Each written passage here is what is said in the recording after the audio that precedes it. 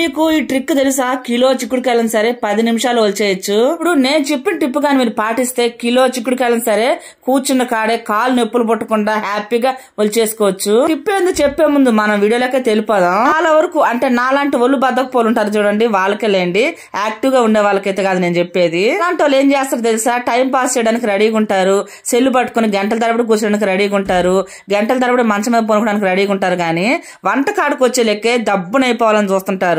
అలాంటి ఒళ్ళు బద్దకు పాలకి ఈ టిప్పు భలే పని చేస్తుంది. ఇందుకు మాకు ఏంది సోది, అసలు విషయం చెప్పుకున్నానైతే అంటున్నారు కదా.